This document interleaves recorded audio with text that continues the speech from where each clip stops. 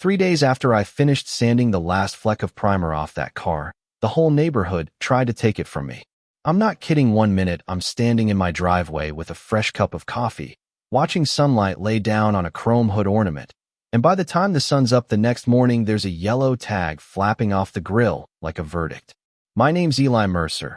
I'm 44. I fix old things because fixing's what makes sense to me. Wrenches, fence posts, promises made by dead grandparents, and the '59 Bentley I'd rebuilt was the last, stubborn piece of my grandfather's life I hadn't finished.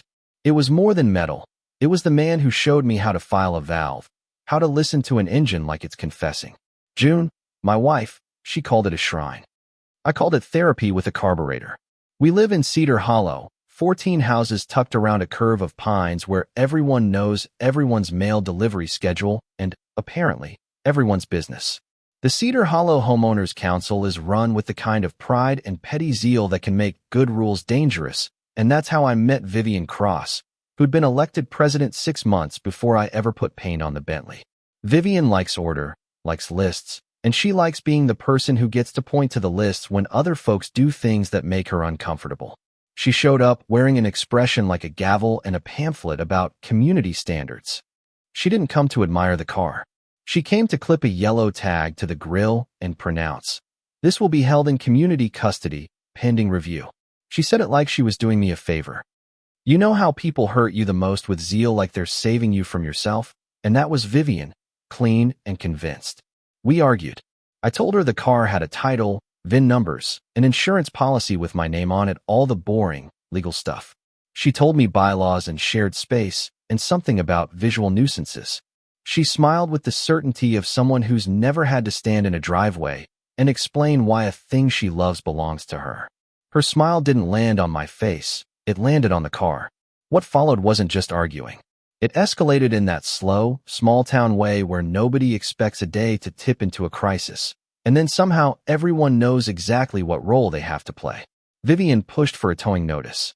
We posted evidence, the restoration photos, the paperwork, the emails where the insurance company confirmed liability rested with private owners, not with the council. Vivian pushed harder. She hired a tow operator who assumed the tag meant the car was fair game. The first tow attempt happened in the rain. You could feel it in your bones, neighbors leaning out of windows, phones up, the road becoming an audience. The tow truck's cable unreeled, a sloppy knot, the operator whipping out a kind of bravado that didn't fit his truck. I walked out calm because June had prepped me. Documentation, a mechanic's calm, a refusal to turn the whole thing into a shout. We hooked a strap from my F-350 to the Bentley, not to fight the tow truck so much as to keep the car from being snatched in a moment of overreach.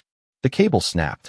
There was a scramble and a profanity or two, and then the truck pulled off, shivering away like a dog that's been told off. People murmured. That should have been the end. But it wasn't. A week later, the lights went out in my garage. Just a flicker at first, then the whole block swallowed in a soft, rural darkness. I went out in bare feet with a flashlight and found the breaker box at the edge of my property. The latch had been cut clean. That's not an accident. That's someone who knows where the breakers live and how to make a scene at night. June's security cameras had a green-tinted, night vision snapshot of 2 figures hopping the fence. One of them looked like he'd been in the tow truck the week before. The other had a gait like he'd been practicing being anonymous. We called Deputy Alvarez. He took a report and the footage, and his eyes got hard in a way that told me he believed what he saw. He asked the question you always hope you won't have to answer. Who would do this, and why? We presented the footage at the next council meeting, thinking the proof would be enough video, timestamps, the tow truck's license plate, and what we were really counting on was the idea that a community would side with facts. Instead, there were sides. Vivian doubled down and said she'd never authorize criminal behavior. She sounded offended, which is a kind of performance that can be strategic. I sat at the back with the notebook where I'd kept every email, every string of text, and when the projector wheeled to life, I pushed play. June's camera showed Vivian, in the dead of night, crouched by my garage with a screwdriver, trying to remove my license plate. It was short, grainy, and undeniable. Vivian's mouth opened, closed, opened again. She pivoted from shocked innocence to accusations to accusing us of staging the whole thing so fast you could see the calculation. There's something corrosive about watching your community decide to believe the version of events that flatters a leader rather than the one that fits the evidence. People love stories that keep their world simple. People love a leader who promises tidy outcomes. We had to make the choice to stop hoping for tidy and start demanding accountable. So we made a packet. The title, the insurance emails, the camera footage, the deputy's report, a timeline of events. We walked door to door. That part surprised me. I expected silence. I expected suspicion. But neighbors started to hand over their own fragments of evidence. Little things. Voicemail recordings of threats. Snapshots of the tow truck the night it idled in the cul-de-sac. A neighbor who'd seen Vivian and the tow operator in a heated argument 2 days earlier. Marcus Dale, the treasurer, quiet, middle-aged, the kind of man you don't notice until you need him, slid an accounting printout across my kitchen table that made my stomach drop. There was a consultant fee to a shell vendor we'd never heard of, 10 grand entered as a community safety initiative. Marcus's hand shook when he said, "That's not where the money goes." The meeting we called after that was the kind you imagine from courtroom dramas, but with folding chairs and stale coffee. I projected the footage, Vivian by my garage, the tow truck's license plate, the breaker latch cut. Faces in the room shifted. Some flinched, the ones who realized they'd been primed by a narrative that didn't include them. Some watched like it was a play with a villain finally off the page. Vivian tried to speak. She raised her voice and then lowered it, tried to charm, tried to threaten with bylaws and penalties. She tried to make the argument that village order required sacrifices from individuals.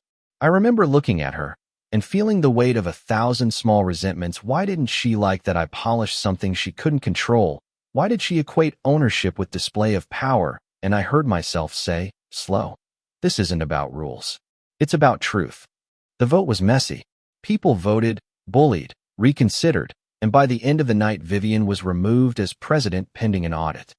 It wasn't a perfect justice. Nothing like that exists in a place where everyone has dinner together and a history of grudges, but the prosecutor took an interest, and the deputy took our evidence to his supervisor.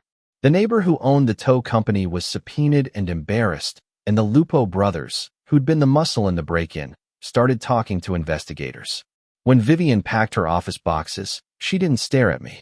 She stared at the Bentley, like a chess player who's lost because someone moved a piece she thought she already owned.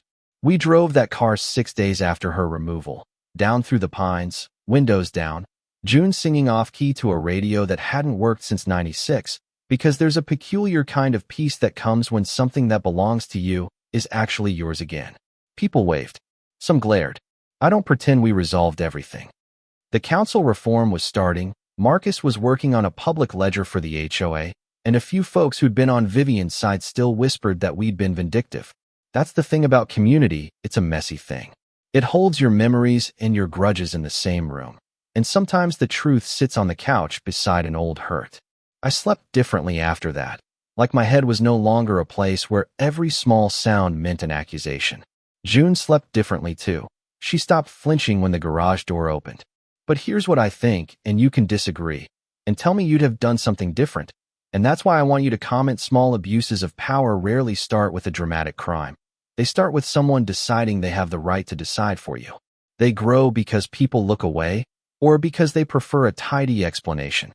We won because we kept receipts, because we asked neighbors to look at each other, because we chose the harder route, gathering evidence instead of making a louder voice.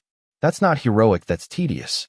It's filing paperwork, it's knocking on doors, it's being patient until the truth gets tired of hiding. So tell me, was I right to anchor the Bentley to my truck that day? Was Vivian a villain or a symptom of something bigger? Where did responsibility really lie, with a president who thought she was protecting beauty, or with a neighborhood that lets a few people run the narrative? Drop your city below and tell me which side you'd pick. If you like the story, hit subscribe for more small town reckonings. And if you've got a neighbor story, the kind that kept you up at night, share it in the comments. I want to read them.